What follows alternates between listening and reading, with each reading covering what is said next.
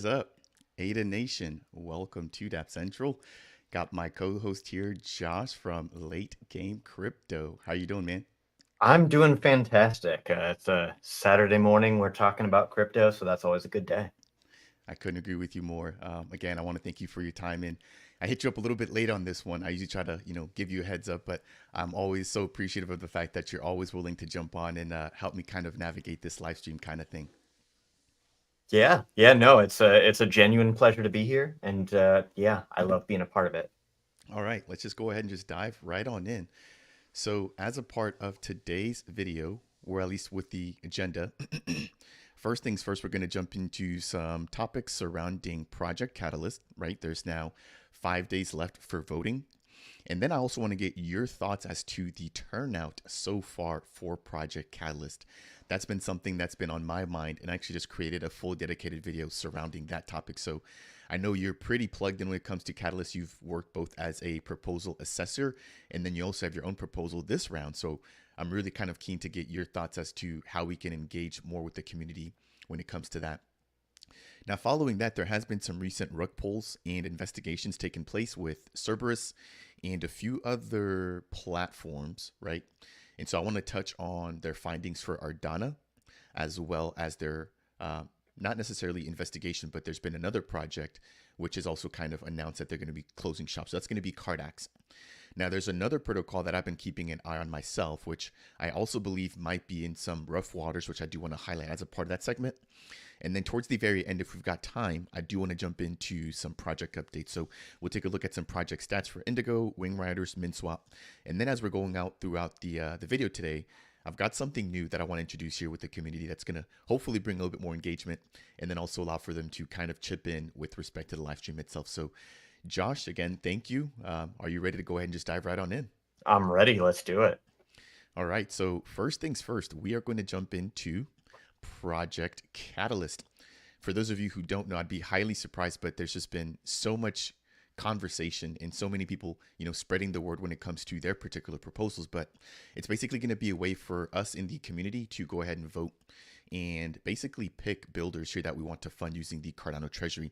So there's a total of 5 days remaining, and voting actually, I believe, ends on September 14th, and we should get the results on September 21st. So I guess before we even dive deeper into this, Josh, what has been your take on Project Catalyst so far? Again, you've done this before. How would you compare this particular funding round to some of the past rounds? Well, so far, I don't notice anything different, but that's not really to be expect. That's kind of the plan. Like a lot of the big changes that were made don't really have anything to do with the process up to this point.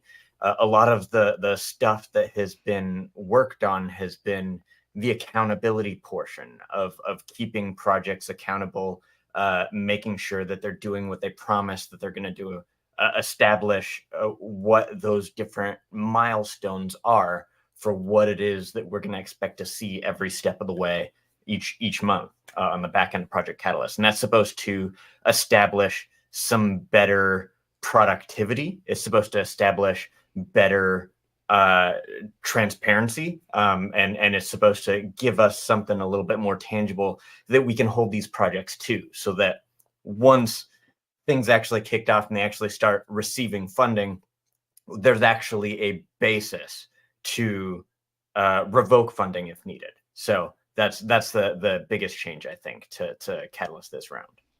Yeah, that's pretty huge. And again, I didn't participate in the prior rounds, neither as a proposee or a proposal assessor, but I've noticed a lot more emphasis on the milestones approach and making sure that people are getting funded the right way.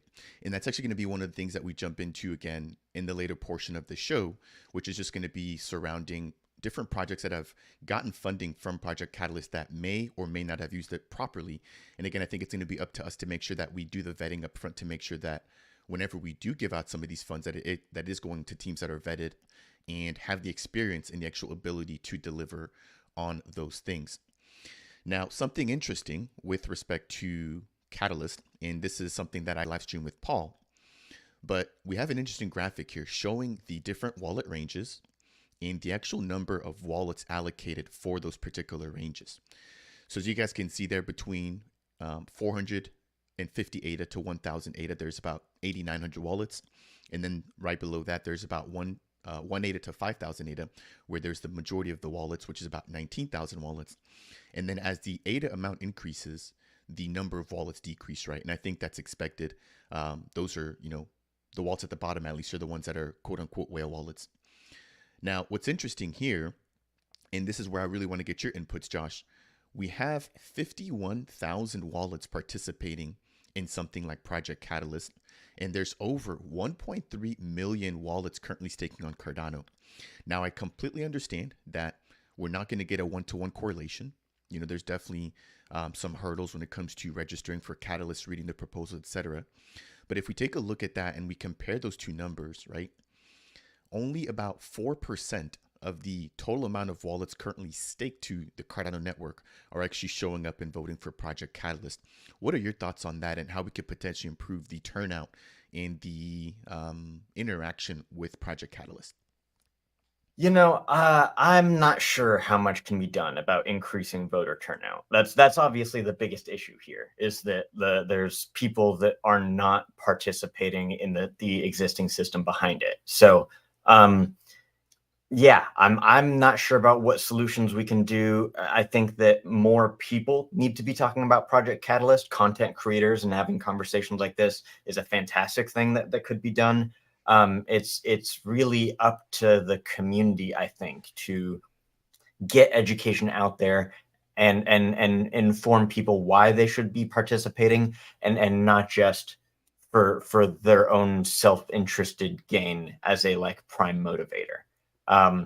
It's a difficult thing to do. And I think that in the market conditions that we're in, there's lots of people that are just sort of passive participants that have a wallet. They've got it staked somewhere. Maybe they'll check on it every once in a while. But I think that there's a lot of people out there that are just not all that interested, if they are aware of what's happening with Project Catalyst. It's an experimental phase right now. So I think that it's where it's at is small, and there's a lack of awareness with it, and that'll change over time. But yeah, where we're at right now, I think this is the kind of thing that we can expect to see until things get more exciting in the market, unfortunately. Yeah, hopefully people will take more consideration, at least with future rounds. I'm looking at some of the comments there, and there's actually one from Eric. Let me just pop that up here. But he states, I'm at fault personally for not doing my job of getting registered. I'll be involved in future votes when I know some more things. And I think that's part of it, right? Is number one, actually understanding the network and understanding what's going on with respect to development, right? To then actually have an opinion when it comes to these proposals. I think another thing too is understanding that you don't necessarily have to go through every proposal. I think when people hear that there's 1,500 proposals, that's kind of discouraging because you feel like you have to vote on every single one, but you don't have to do that. You can pick a particular category, which for anybody who's not aware, there's different funding categories, and then you can just highlight or upvote which ones that you do understand, and then downvote. And this is actually another conversation I want to jump into. Some of them that you might think are somewhat taking away from the ecosystem, right? So I'm not going to name somebody here by name, but there was a person that I think had up to 40 different proposals on Project Catalyst, and there was a community, I guess, pitch to basically downvote all their proposals because there's no way that somebody would have the time to actually execute on 40 different proposals. What are your thoughts on people trying to game the system in that kind of way? Well, it's the way that the system is at the moment. I am not opposed to people submitting multiple proposals that do different things. But it does seem to be something that people are taking advantage of. They're spreading their proposals across different proposals so that they have a better shot at getting something out of it. I think that with the changes that are made to Project Catalyst Fund 10, with the accountability side on the back end and being able to revoke funding if things are not delivered on and we don't see anything coming out of an approved proposal, I think that can act as a defense mechanism against that sort of strategy. And I hope to see that played out. But I don't know. With Fund 10 specifically, I don't think there's going to be a ton of proposals that are approved in general, just because the price of ADA is so low, and there's not going to be. I think in like the biggest category, which is the products and integrations category, there's like 9 million ADA that's budgeted for that one, and I only expect to see 20 or less proposals get approved in that category. Yeah, that's definitely one where I've seen a lot of competition. That appears to be the one category where everybody kind of put in their proposal. And another thing, I guess, to add to that, and let me just pop this back up on the screen, right? We saw the MinSwap team actually put out their votes for Project Catalyst using the ADA that they have on their decks. So a lot of the 50 proposals that they voted for, the majority of them fell within that products and integrations category that you mentioned, right? And so because of the sheer amount of ADA that they particularly have, you could imagine that, 9 out of 10, those projects will be getting funded because of how big that particular upvote is. So I maybe want to ask you another question. What are your thoughts surrounding one ADA per vote? Should there be some sort of quadratic voting or some sort of gate added to some of these bigger wallets to make sure that, they're just not able to trump everybody else's vote due to the sheer number of manpower that they have when it comes to Project Catalyst?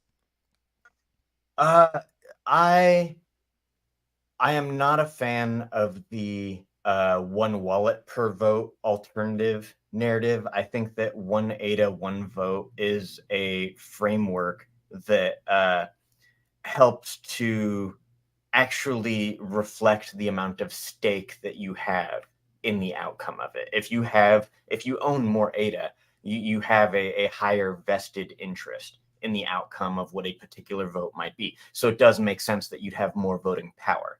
That's where I stand on the whole voting framework. I think this issue that we're running into of like a lot of the whale wallets accumulating more voting power, I think that's just symptomatic of what an early ecosystem looks like.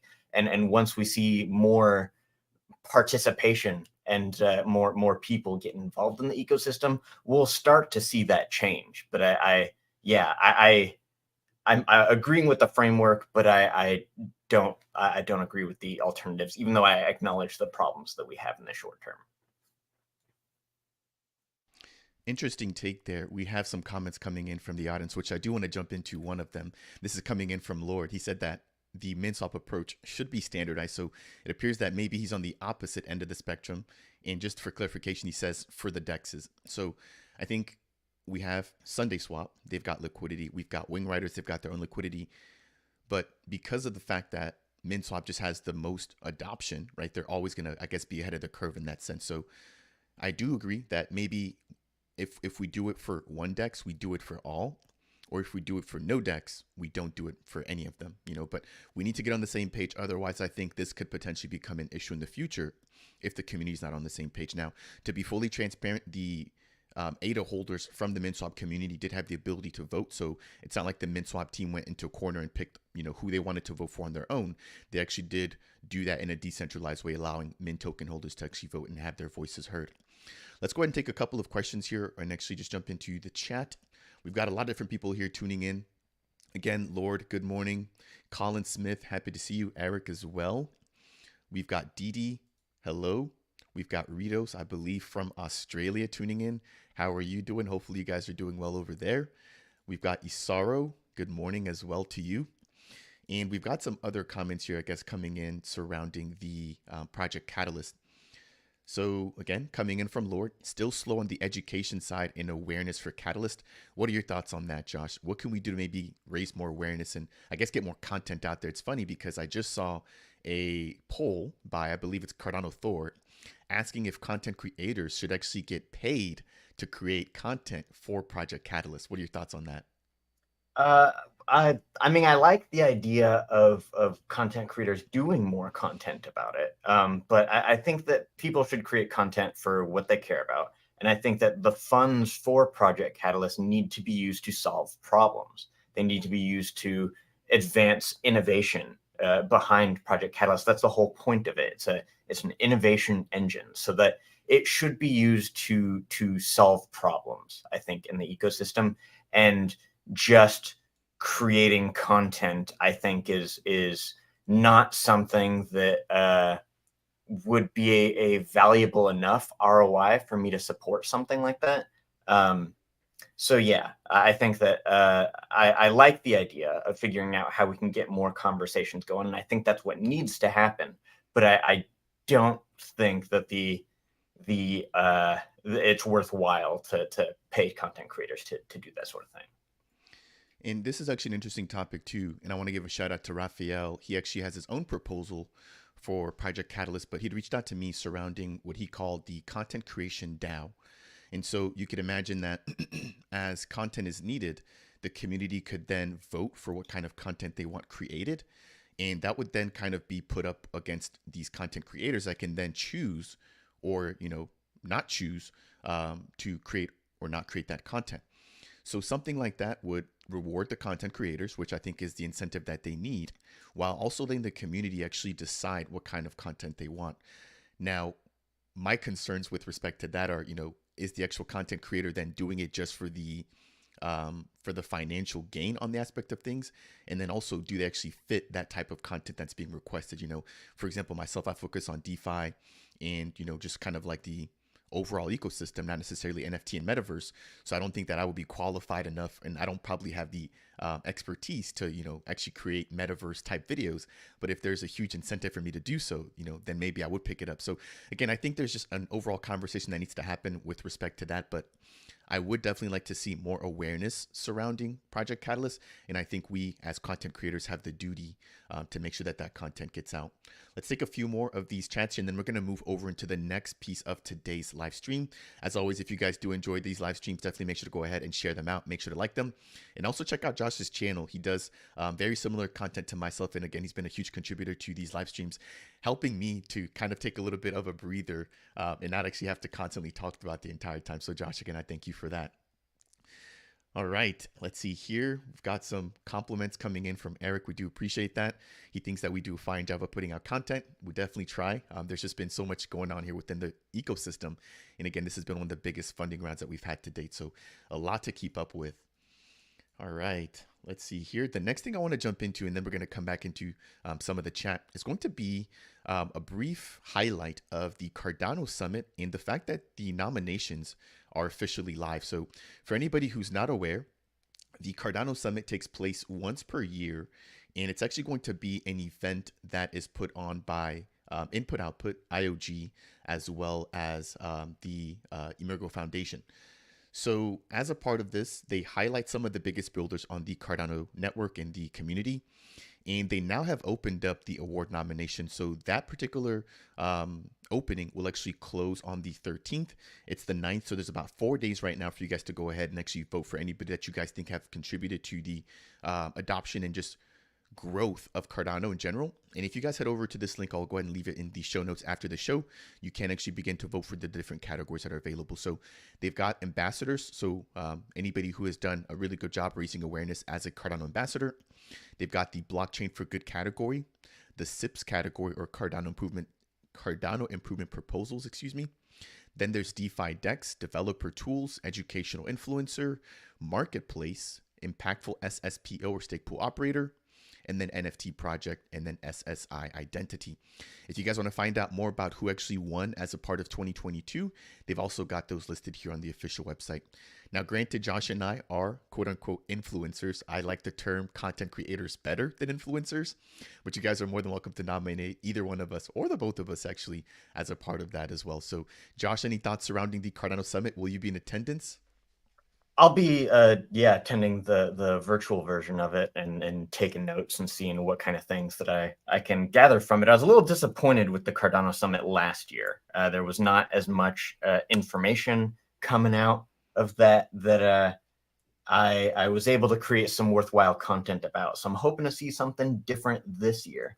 But yeah, as far as nominations go, I already put in my nomination for DApp Central. I encourage everybody to do the same because you've created incredible value in this space, and over the past year, you've grown like nobody else in the Cardano space. So definitely throw that vote down there if you haven't already.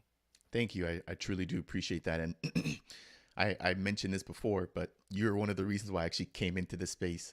You were one of the first meld content creators that I watched. And so watching you and then watching just the growth of the ecosystem, I really wanted to put my hands to the plow. And since then, I've made tons of friends, and you being one of the biggest supporters. And it was really an honor to get to meet and hang out with you as a part of Rare EVA that took place this year and even last year. Let's jump into a couple of comments here, and then we're going to keep things moving along. We've got Stay Winning Podcast. Subscribe to us both. Thank you very much. Do appreciate your support. We've got another comment coming in here about Project Catalyst. So also about Catalyst voting. It is not transparent due to the respect of privacy for wallet holders, and that's a double standard. And in my opinion, a no-go for Catalyst. Josh, what are your thoughts about that? Should we potentially have the voters' identities available for all to see? I mean, their wallet addresses should be available, I think. I completely agree with the statement. I think that we do need to see more transparency with Project Catalyst, because that's kind of the point of blockchain. Like, it's supposed to be a public ledger where shenanigans aren't supposed to be something that people can get away with. And I think that voting is no different from that. So yeah, I agree with that sentiment a lot, that there needs to be more transparency on it. And yeah, it seems like Didi is feeling very passionate about this particular subject. IOG needs to be 100% transparent. Preaching water and drinking wine is not good for the trust and community. Yeah.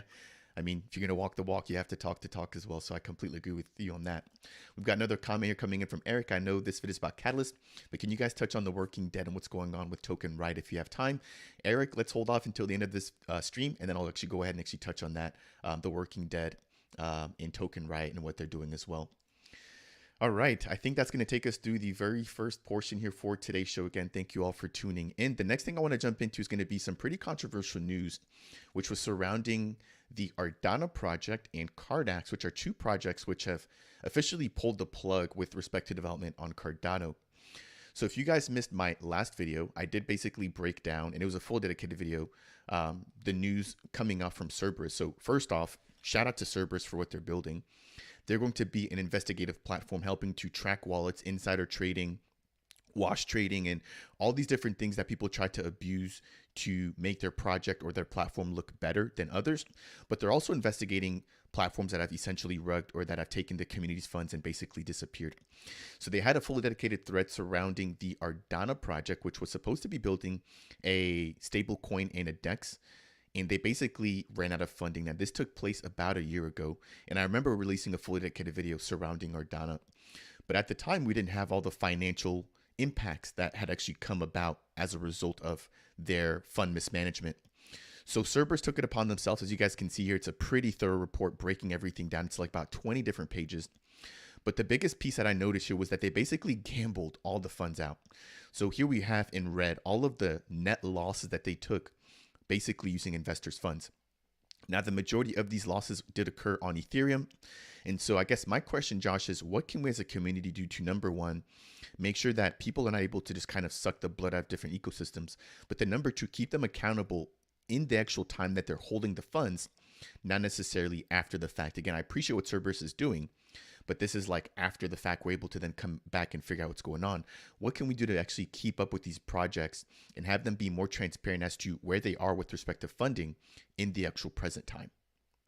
Well, I think part of that answer is Cerberus itself. I think that what they're doing is unique in the community, and they're like creating education and giving us the information to be able to change our behavior and evolve as a blockchain ecosystem moving forward. So I think them existing and moving forward, everybody following them and supporting them, I think that that's like first and foremost the thing that we need to do. I think that the second thing is that like people taking up as a hobby real-time blockchain analysis and spending more time in like blockchain explorers and discovering and figuring out like what kind of things are happening, just like doing investigation and looking at the public ledger that exists there. That's supposed to be one of the advantages of it, is that like eyes can always be on what's happening. I think that that's something that could be really valuable. I think that would be a great content creation platform. It's just like jumping on Twitter and explaining findings of real-time blockchain analysis and discovering things that other people aren't paying attention to. I think that would be great. But especially just like paying attention to the information that people are working hard to provide to us and trying to learn from and pull something out of that. I think that that's the only way that we move forward from things like this. Right, right. And I think for myself, it's been eye opening because a lot of times people invest in projects because of what can be. And I think we have to kind of step away from that. And eventually, hopefully, the ecosystem is mature enough to where we can step away from that and invest in projects that are, in the sense that they've already provided some kind of value, which is visible, which is tangible, that we can then invest into, as opposed to us investing in concepts before they're actually built. I think because we're so early, and especially within Cardano specifically, like we're, a cycle or two behind Ethereum and Bitcoin and all these other networks that have had years to iterate, we're kind of at a disadvantage in that sense. And so that is my hope, is that moving forward, that we're able to step away from speculating and investing in actual platforms that have shown us that they can provide value by actually giving us a physical and a tangible product. Now, moving things along, there's Actually, going to before you move on, go I ahead. did want to make sure to point something out because I read that report, and there's something in there at the end that explains that Cardano was able to continue extracting liquidity from the ecosystem because of people that believed they would come back after the token crashed. People kept buying in order to kind of like with the expectation that they'd come back and they'd be able to turn things around. That after everything crashed, that sometime down the future they'd get in on the best price, and they bought in because of that. And as a result, they were able to continue extracting liquidity for months or even up to a year. I think after the rug happened. So I think one of the things that we need to make sure that we do to evolve as a community is to recognize when things like this happen, regardless of the narrative that's put out there of like we're gonna try and come back from this, or like it's just not the right timing, or the conditions that exist right now, whatever it is. Assuming good intention out of it, I think, is a mistake in this space. Whatever narrative that they're putting out there, it's better, I think, to stay away from it. And if they come back, then they'll need to really prove that they're coming back for a good reason, because this kind of thing and that sort of behavior is going to continue causing damage to the ecosystem. Yeah, I think Lord nailed it right here on the head. Speculation is the downfall of all good degens. Do your own research, verify, and understand. And that's hopefully what Josh and I are helping the entire community do, is just that, right? And I think one thing that I've also had to learn is that even as a content creator, my content is not the end all be all. You always have to do your own research, jump into these white papers, jump into the Twitter spaces, jump into the Discords, jump into everything that you can to really stay afloat with the ever changing market. One week a project could be doing well, and then before you know it, the next week they're having financial troubles. And to kind of touch on what you mentioned there, Josh, I think we saw a very similar thing happen with FTX, right? Where they basically went under and people were still purchasing the token after like a 90% dip in the hopes that, maybe it'll come back and maybe it'll pump after there's some sort of other positive news on the other end. And sometimes you catch a falling knife and you're okay. But sometimes you're literally just throwing money in the fire, and the company or whoever's running that token can then just extract your liquidity right after you buy and basically take your ADA or your US dollars, whatever the case is. So speculation, I think, is a part of this ecosystem. It's part of crypto, but I think we have Mm-hmm. to find better ways of doing it and make sure that, we're not blowing ourselves or shooting ourselves in the foot in the process. Yep. Now, we have another tab here, and this is surrounding the Cardax DEX. Again, I released a fully dedicated video surrounding this project, and I'm interested to hear what the community has to say. What can we do to stop projects from pulling the plug? But at the end of the day, I think it's up to the projects themselves to actually provide the value, right? We're the investors. They're the ones with the vision, and they're the ones basically allowing for us to invest in them. But Cardax put out this statement here, which states that they're basically going to be shutting down their DEX. I'm not going to read this. It's pretty lengthy. I've highlighted some of the key pieces here. But they talk about the regulatory landscape. They talk about potentially trying to sell the platform. They talk about lack of user adoption, which I think is the biggest thing, right? If nobody's using the platform, it's going to go underwater. Then they, at the very end, talk about the fact that their CDX token is basically going to zero, now that there's no use for it, right? There's no utility. The DEX is shutting down. And so very similar to what we saw with Ardana, I guess what are your thoughts just about a platform shutting down in a way like this, out of the blue, letting holders know that their tokens are essentially worthless overnight and that it's up to them to then pull out liquidity as quickly as possible. And obviously whoever's able to pull out first gets some of their tokens back. But imagine somebody who doesn't find out about this until a month from now. They're basically left holding the bag. What can we do to stop things like this from continuing to happen? Well, unfortunately, in a decentralized space, there's nothing that we can do to prevent these kind of things from happening. But this is a copy and paste letter that we've seen 1,000 different times inside and outside of the Cardano space. And it's disheartening because there's an element of it that feels so ingenuine. There are so many people in this space that are building things, not receiving any money from it at the moment because of the market conditions. They're working for free. There's people that are actively losing money from it, and they're not building because it's a good business move to do right now at the moment under these conditions. They're building because they're passionate about this space, and I think that's one of the factors that people tend to look over and not pay attention to as an important fundamental part of what it is, where it is that you're putting your money. So I think that that's something that we need to look out for more. People that have stuck through the bear market, people that have continued to develop, people that are building things, even if there's like not any exciting movements in the market happening for their project. Just look and see what people are building, regardless of like how the token is acting and like what kind of thing is being done, because that sort of passion to endure through this bear market, that's the kind of thing that like is really going to thrive, because they're resilient, they're going to stick around, they're going to be here when things are exciting and when things are not exciting.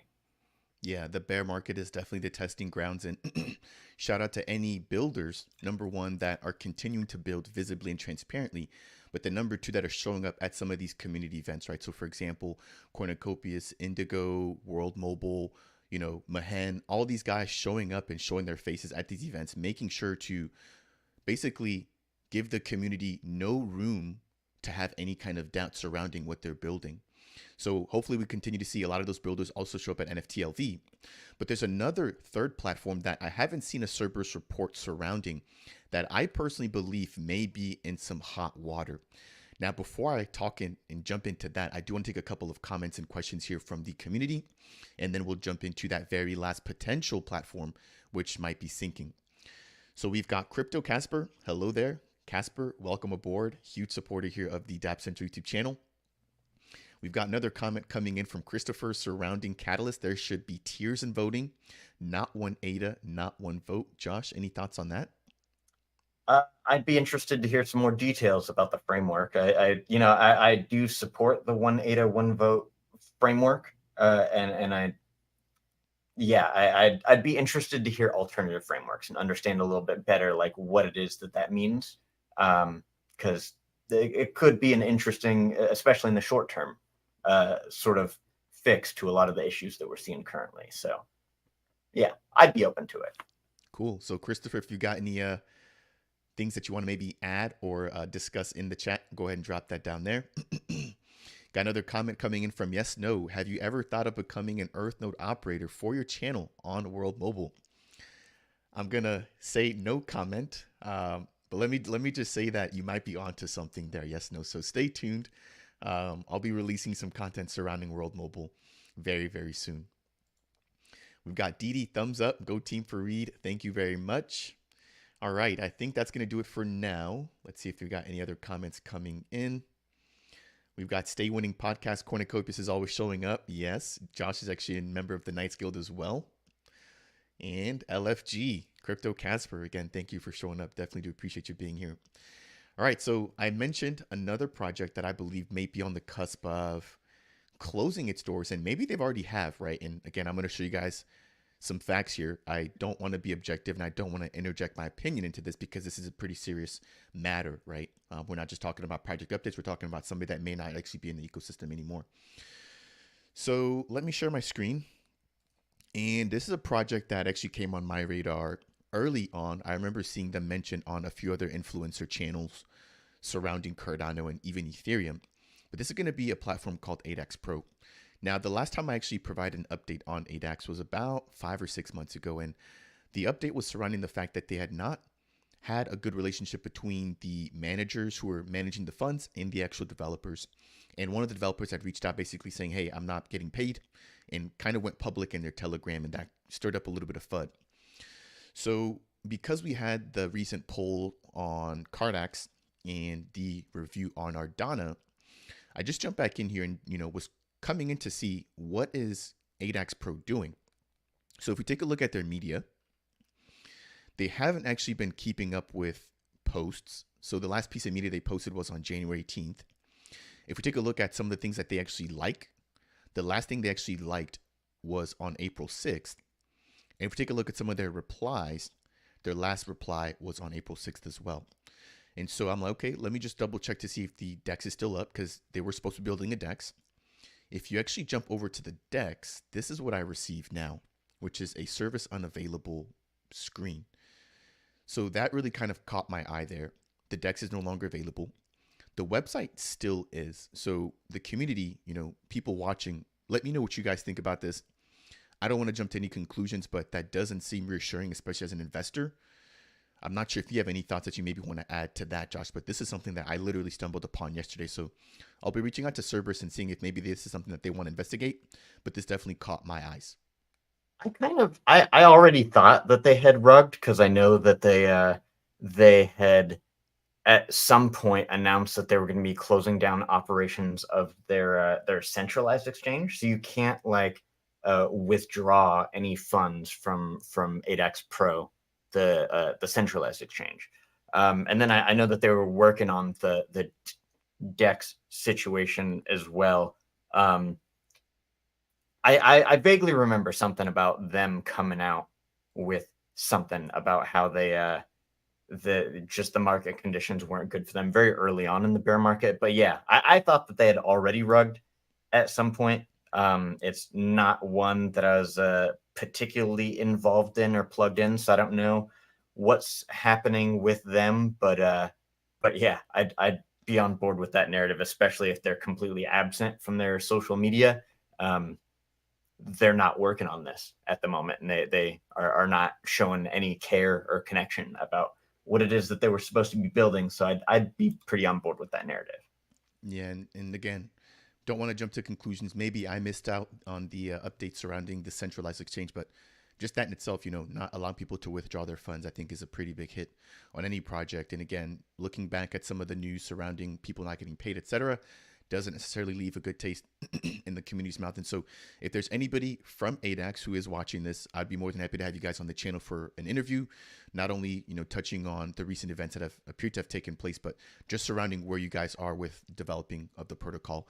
Again, I don't think it's our job to be calling anybody out, but instead offering a platform for them to actually voice and make sure that the communication between what they're building in the community is clear. So that I think is going to wrap it up there surrounding that particular segment of today's show. Now, I do want to do something a little bit different. And what I want to do as a part of today's video or live stream is actually introduce something that hopefully bring a little bit more engagement to what we're doing. So I've got a couple of questions that I've prepped here, and I want to pose them to the community. And the way that you guys can participate is just by dropping the responses or the answers within the live chat. So the goal is going to be to pop up 3 different questions throughout the remainder of today's show. And for anybody who's able to actually answer it correctly first by dropping the answer in the chat, I will be adding your name to a wheel that will be spinning at the very end of today's show. And you'll have one of 2 choices.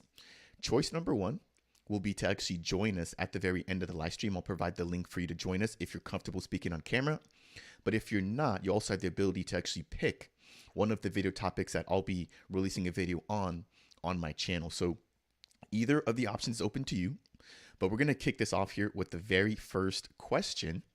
And again, it is, as soon as you guys see the question on the screen, it's going to be up to you to just type it in the chat. Josh, you're also open to go ahead and do that. Obviously, you can't rejoin on the stream, but maybe you want to pick a video that you want me to go ahead and actually make a you want to pick a topic, excuse me, that you want me to make a video of. So the very first question will be surrounding the Cardano protocol.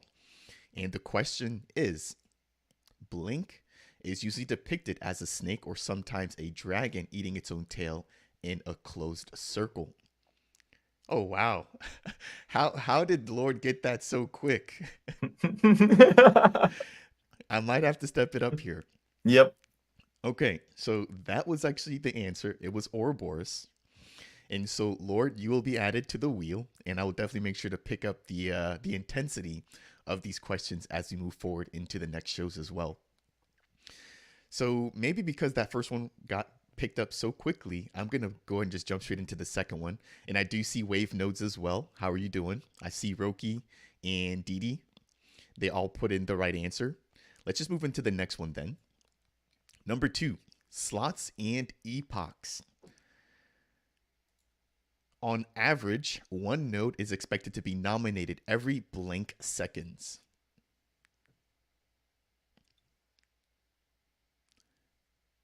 It's not 5. Josh, I don't know if you have any thoughts surrounding this. Nope, it's not 5 days. I do not know, actually. It is actually 20. Again, we've got Lord. Now, because Lord actually got the first question right, I will go ahead and actually add the second person, which is going to be Roki 1. So I've got Lord down, and I've got Roki. Wave Notes did also get it right, but they actually came in a little bit later than the rest. So we're going to save the third question here for the next portion of the video. We're going to keep things moving along. The next thing I want to jump into is going to be some project stats surrounding the top builders on the network. So let me pop this back up. Quickly, we're going to take a look at Wing Riders. We can see here that as a part of this last month, they have a TVL of 8.31 million. They've got 5.87 million trading in terms of volume. They've got over 400 trading pairs, 1,100 swaps taking place in the last month with 32 farms, 14 of them being double yield capable. Now, they recently released their Wing Riders Launchpad, and they just had their first sale with the OrcFax token and the Plutus.art token. And so this is not necessarily surrounding the project stats, but there was a little bit of a hiccup with the actual Launchpad sale. I'm not sure if the viewers here are aware, so I'll just kind of give a little bit of background. But we saw basically so many people trying to get the OrcFax token, their FAC token, come on the platform that they had to up their resources. So people were trying to connect their wallet. They couldn't do so. And that stirred up a little bit of FUD, right? So the Wing Riders team did release a postmortem as well as the official OrcFax team, basically highlighting everything that happened. And they were fully transparent. And so I don't want to say that this is unexpected. I think anytime that we have a first launch, for example, if you take a look at Sunday Swap, Josh, I'm sure you were aware or you were around the space back then. But Sunday Swap was like the first AMM style DEX. And I remember it was like January 16th or 17th of 2022 when they launched the DEX. And like one swap took me like 3 days to process. Granted, there were some issues with slippage, etc. But I don't think it's ever fair to hold a project to such a high standard when they're launching something for the very first time. But then again, I do understand that that is why we have the testnet.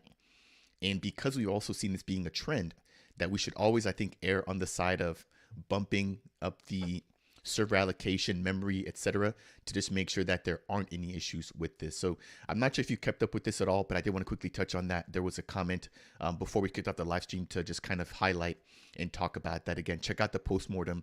The team is fully transparent as to exactly what happened and what they've done to mitigate this issue. And also keep in mind that this was only impacting the OrcFax token. There wasn't as much demand for the Plutus.art token in that particular launchpad sale, went through without a hitch. So Josh, any thoughts surrounding that? I stand on the code is law platform there, where like things like this is something that's going to happen, and it is up to the developers and the service providers and the people that are creating these opportunities. They need to do something creative to make sure something like this doesn't happen. And I don't know, like I really like I liked Book.io's token sale, the way that they did it. They made sure that there was different tiers of accessibility, and people that had their OG Bible NFT, they got first access to things. and then everybody else came in after with a little bit lesser price type of situation. I think that like creative things like that are things that need to be developed in order to make sure that this kind of thing doesn't happen. At this point in crypto, it should be expected that an initial token sale of anything that has any uh, clout in the community, it's going to be a botted sale. So, Yeah, this yeah. reminds me of exactly what we saw with the, I don't want to say pump and dumps, but what we saw with the meme coin hype, right? Where a lot of the tokens were somewhat abused and botted, where people that have the knowledge and expertise to kind of jump the sale or jump the line are able to do so. But in respect to the Wing Riders platform, I've been covering that one and I provided a fully dedicated video surrounding it. They had a lot of different measures to make sure that, number one, things don't get taken advantage of, and number two, that they don't get low quality stuff trying to abuse the platform. And so I think they did their due diligence with that. But I think when it comes to them being prepared as to how many people were going to participate, they probably underestimated that. And I think that's to an extent a good thing. You want more people to turn out. But I think erring again on the side of overdoing as opposed to, underdoing is key. Obviously, they didn't realize that that was going to be the case, but that's what happened nonetheless. So don't want to beat a dead horse there. Thank you for the feedback on that, Josh. Let's jump into the next set of updates here surrounding the Indigo protocol. So they also released their monthly stats from the month of August. As we can see there, they've got a total of 6.85 million out of, I believe, 35 million of the Indy tokens currently in circulation. With respect to the stability pools, if you are providing IUSD, you can expect a APR of 36%, 45% for IBTC, and about 40% for IETH. Now, when we take a look at some of the stats surrounding their actual collateralized debt positions, we can actually see that there is a slight uptick of the IUSD CDPs. There's been a slight uptick and a much bigger uptick, of the IBTC CDPs there at the bottom left-hand corner with a total of 555. And then there's a slight drop with the IETH collateralized debt positions where there's now a total of 366. Now, I did release a recent video touching on the fact that the Indigo team will be releasing their protocol V2. They've already released their app V2 or their web app V2, but this appears to be one of the biggest contenders right now on Cardano. They are the second largest in terms of TVL, right behind MinSwap. So if we break things down by category, I think MinSwap falls within the DEX category, and I think Indigo falls within the DeFi category. So if we look just at DeFi, I think they are the biggest DeFi platform, and this literally goes to show why. So Josh, any thoughts maybe on Indigo and some of their recent progress here within the community? I think they're doing a fantastic job. Indigo is one of those projects that I haven't covered on my channel just because I can barely get to the projects that I want to get to. But Indigo shows much higher, I think, value and developed framework that veers more towards decentralization than a lot of other platforms do. So I really like the way that they're doing things. Same here. Same here. So we're going to keep things moving along. We're going to take that last quiz question and then we're going to go ahead and roll the wheel here. But before we do that, we've also got the last bit of stats here surrounding the MinSwap protocol. So their TVL is down very slightly by 1%. Still quite a hefty amount, $41 million locked on the platform. Trading volume is down a pretty big amount, 50% there, with $59 million traded on the platform. Monthly active unique wallets down about a quarter, so down almost 25%. And some of the most traded tokens include LenFi, which has been their top traded token, I believe, for the past 3 or 4 months now, since the mini DeFi bull run that we had here in the community or in the Cardano network. We've got IUSD, Iagon, which has seen sustained price increase, and their token just does not seem to want to rebound back to those early price levels. I've been keeping an eye on that one for a good entry price, and I've not been able to get one. So a lot of really cool stuff coming out from Iagon. Shout out to Dave Beaumont, who actually just hosted his first static website using Iagon's decentralized node storage. So he's been doing a lot of stuff. Not only did he bring out his own DEX aggregator using the open source tooling from the Indigo platform, but he also created, again, the first static website using the Iagon storage platform. Last but not least there, in terms of top traded tokens for MinSwap, we have the SNEC token, which their token price has fallen a little bit, but their community is extremely strong. And a big shout out and a congratulations to Goofy Crisp, who is, I believe, the founder of SNEC, in going full time. So he actually quit his job to go all in on SNEC. So that shows the commitment to a meme coin or a meme project really establishing itself. And I kind of have to stop saying meme coin because they now have an energy drink. They've got a couple of different swaps to swap from ETH to SNEC, from ADA to SNEC, from Doge to SNEC, and I think they might be working on Pepe to SNEC. And they've also got a game now as well too. So they've got an actual Snake game, which for anybody who may be like 20 to 25 years old or older, you remember playing the little Snake game on your Game Boy, but they're now rebuilding that using the Paima Studio game engine, which is also a builder within Cardano. So SNEC and Goofy Crisp continuing to raise the bar when it comes to quote unquote meme tokens. But anything that you want to maybe add here with respect to the stats here for MinSwap, Josh? MinSwap is the place to go right now, and I'm all for competition. I think that it's great that like other dexes are coming in and trying to create something new. And I really hope to see more innovations happen in that area. MinSwap is the go-to, and I think that it's been earned. So, yeah. Yeah, I agree. They've been putting in a lot of work, and again, with even the proposal stuff that they just did, right? I think that was cutting edge. No other decks I believe had done that before. So they're really in tune with their community, in tune with the ecosystem, and always giving back in any way that they can. Let's take a few comments here. We're going to jump into the last quiz question, then we're going to roll the wheel, and then we're going to shut down today's stream. So we've got Despina Papadopoulos, joining in. How you doing there? Welcoming Josh and I. We've got another couple comments here. Let's see. We've got Didi, thumbs up. I think I read that one earlier.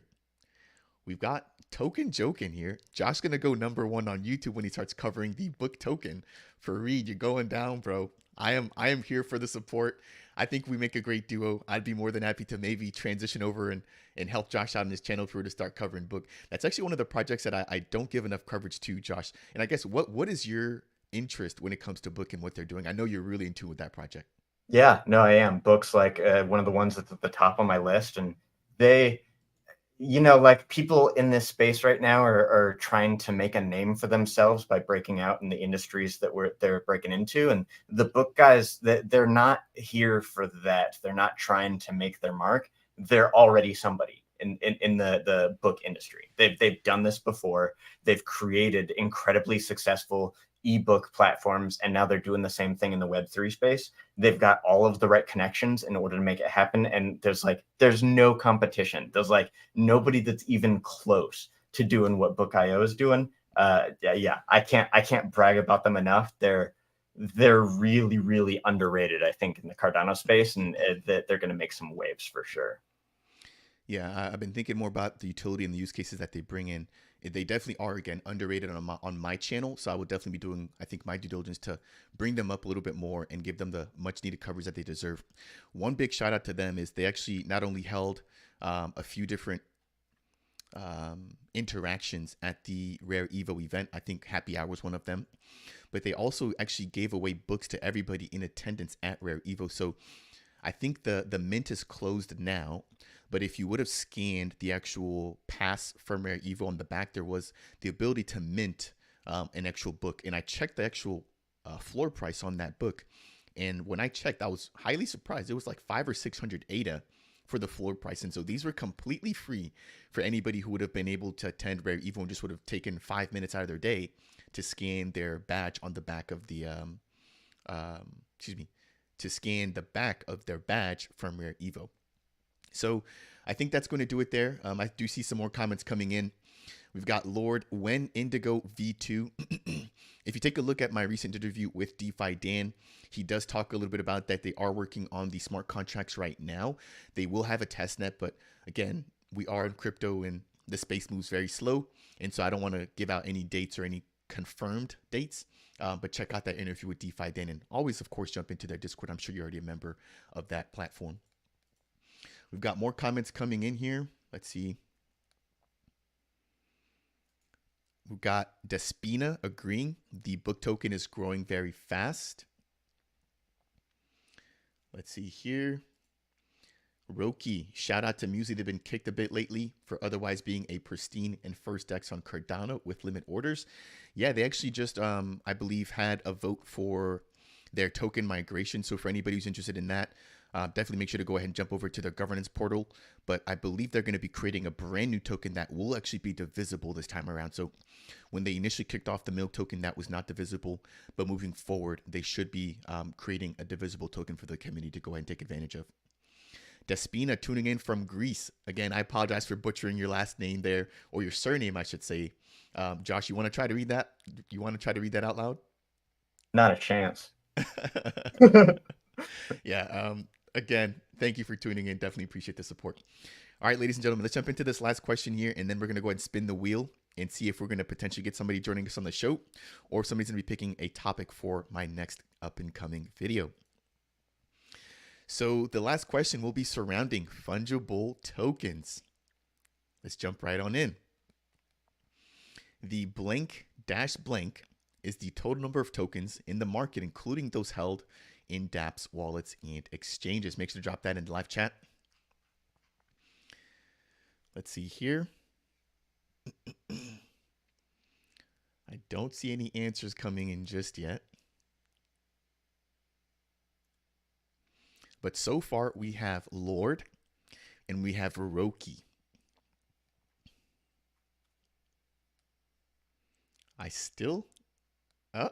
Okay, there we go. We've got Josh. So Eric had said market cap, not market cap. It was actually circulating supply. So great job, Josh. Token joking with TVL, close, but not quite it. So let me go ahead and actually spin up the wheel here. We've got LGC, Roki, and Lord. So I'm going to add this up here, and we're just going to go ahead and just spin. I made sure to give it a second because there's a little bit of a delay, but good. I'm glad I didn't win. So we've got Lord winning. Lord, I will turn it over to you. You're either more than welcome to join us here. If you want to join us, let me know, and I'll go ahead and actually drop the link to this current stream in the chat, and you can join us. Or if you want, you can actually pick a topic that you want for myself to cover in one of my next and upcoming videos. So I'll give you about 30 seconds or so, Lord, to go ahead and drop your response there in the chat. But yeah, this is, I think, going to bring us to the end of today's show. Josh, I mean, there's been so much going on. What are your thoughts as to, just Cardano in general, man? I'm excited. There's lots of exciting things that are happening like really, really soon. Actually, last night I was talking to Token Jokin for a good couple of hours about everything that's happening with Book.io. And they've got a Twitter space that Charles Hoskinson is attending happening at the end of the month. I think it's going to be about the same time or like just before NFTLV is going to be happening. So that'll be an exciting one to kick off and see what it is that they're going to be talking about at that one. And then we've got, Cornucopias is obviously another one that I'm paying attention to. Probably like this time next month, they're going to be releasing racing, and that would be some really interesting content that you may or may not see over on my channel. We'll have to see. So yeah, there's like some really, really impending, exciting stuff happening. Project Noom is another one. I'm pretty sure they finished their flagship product that they're going to be rolling out here. I want to say by the end of the year. They're testing it right now. Yeah, it's the price may not be moving much, but I'm extraordinarily excited for seeing what kind of like creative tools and stuff and protocols that people are able to come out with. Yeah, I actually just had Ryan Jones, I believe he's the CEO and founder of Noom, on for an interview. I'll be releasing that hopefully within the next 3 to 4 days. But he dropped some alpha actually about another project that we mentioned. So I'll leave it at that. I'm not sure that I'm allowed to speak about anything else. But really, really awesome interview talking about what he's doing for creators and musicians, right? And I really like the fact that he doesn't just speak about this as a project founder. He is a musician himself. And so stay tuned for that particular interview. I think they've got really, really solid product. And I'm excited to see what they're going to be doing. You also touched on Cornucopias. I think that they will be at NFTLV. I'll definitely be there. Anybody who's watching the live stream now, let us know if you guys will be in attendance at NFTLV. I'd love to meet up with you guys. I know Eric Threadgill did reach out. He will be in attendance. And so I will definitely be hanging out with him, potentially chatting with a few other builders in the ecosystem, etc. To that end, I believe that will bring us to the end here for today's live stream. Again, thank you for everybody for tuning in. Asaro, congratulating Lord.